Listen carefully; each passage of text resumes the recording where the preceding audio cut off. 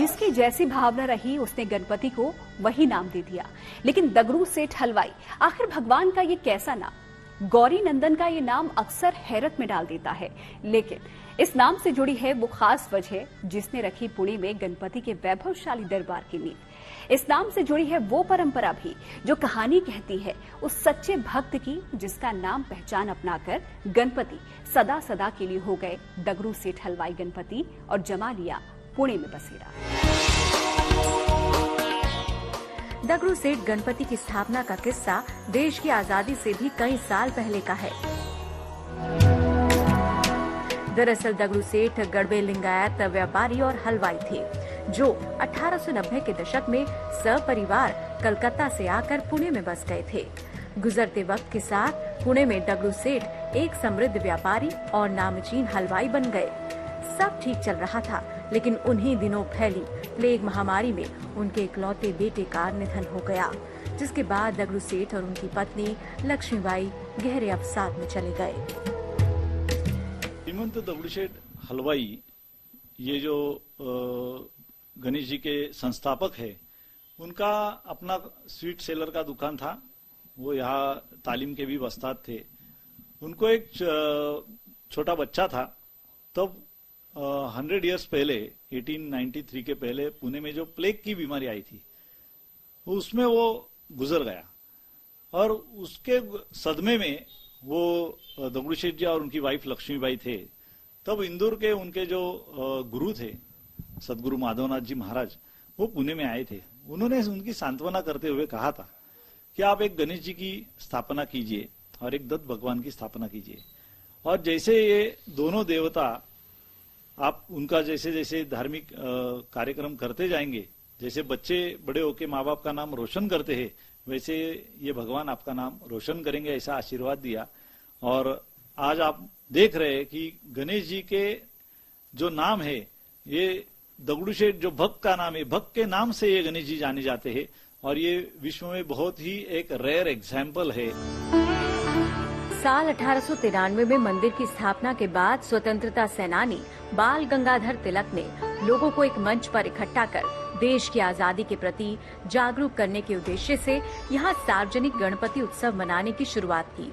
इसके बाद से मंदिर की ख्याति दूर दूर तक फैलने लगी। 1896 में मंदिर में पहले से रखी मूर्ति की जगह भगवान गणेश की दूसरी मूर्ति को स्थापित किया गया। 1968 में मूर्ति को दोबारा बदला गया। दगड़ू सेठ गणपति की तीसरी मूर्ति बनाने के लिए कर्नाटक के मशहूर शिल्पकार नागेशप्पा शिल्पी को बुलाया गया। महाराष्ट्र की मूला और मुठा नदियों के संगम से आए जल में सिद्ध यंत्रों के साथ गणपति की नई मूर्ति की स्थापना की गई।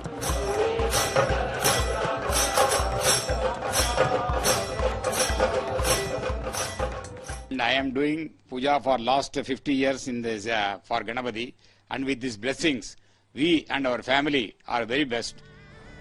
आस्था जब विश्वास से जुड़ जाती है तो साकार हो जाती है, लेकिन मनोकामना का सच होना कैसा होता है देखना है तो आना होगा गणपति के इस दरबार में, जिसे दुनिया दगड़ू सेठ हलवाई के नाम से पूछती आई है।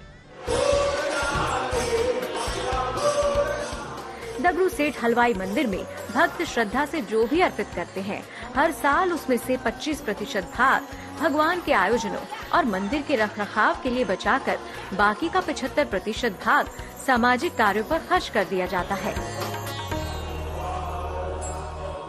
नॉर्मल टाइम्स में टोटल जो इनकमिंग नेट आता है ये करीबन 17-18 करोड़ का वार्षिक सालाना आता है, और दगड़ू सेठ का जो टर्नओवर है, वो जो एसेट्स पूरा सब मिला के ये करीबन 110 करोड़ का है, और ये सभी लोगों का है, और लोगों तक पहुंचाना यही हमारी जिम्मेदारी है। इस भावना से हम यहाँ काम करते हैं।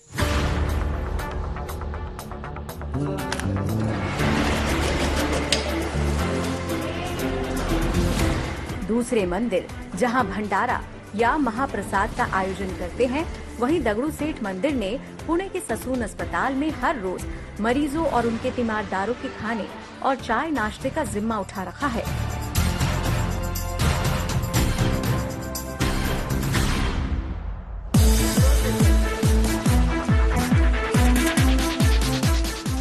मंदिर ने 9 साल पहले इस सरकारी अस्पताल की कैंटीन की जिम्मेदारी उठाई थी। इस सिलसिले में सबसे पहले मशीनें लगाकर किचन को आधुनिक बनाया गया और पेंट्री के इंतजाम को चाक चौबंद किया गया।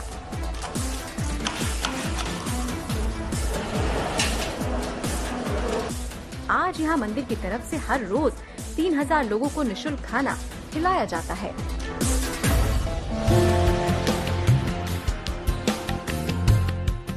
लेकिन भक्तों पर दगड़ू सेठ की कृपा का सिलसिला बस यहीं खत्म नहीं होता।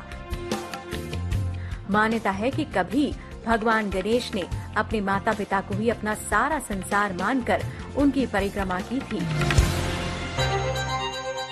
आज उन्हीं गणपति के मंदिर का ट्रस्ट पुणे में ये वृद्धाश्रम चलाता है, जहां शहर के कई बुजुर्ग बेहद शांति और सम्मान के साथ अपना जीवन बिता रहे हैं।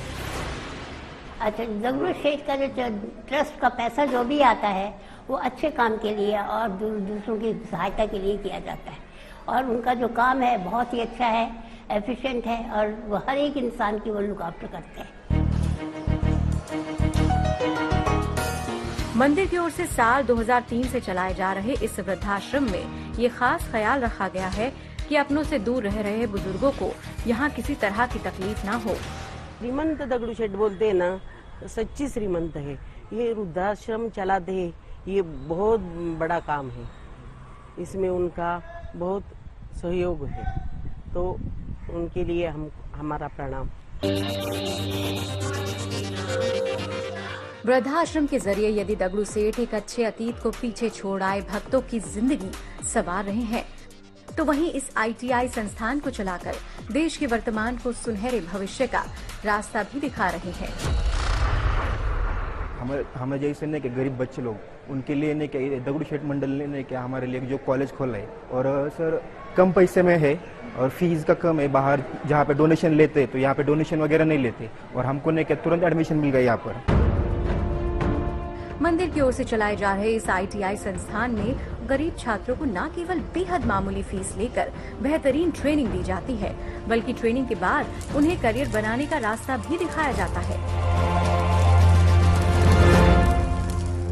श्रीमंत दगड़ू सेठ गणपति ट्रस्ट ये जो संस्था ITI चला रही है, इसका फायदा बहुत से बच्चों को हो चुका है।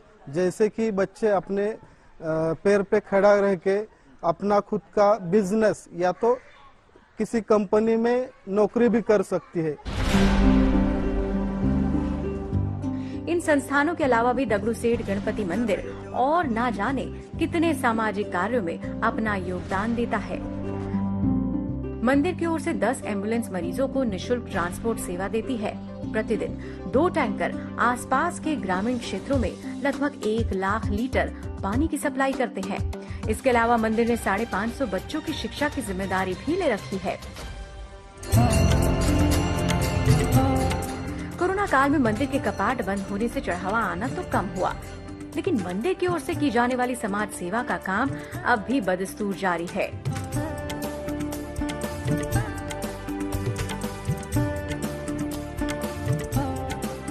दगड़ू सेठ गणपति का ये दरबार एक दिव्य संगम है, प्रार्थना और परोपकार का एक अनूठा उदाहरण है। भगवान और भक्तों के बीच के अद्भुत रिश्ते का, जहां भक्त अगर भगवान पर वारी जाते हैं तो भगवान भी भक्तों पर बलिहारी है।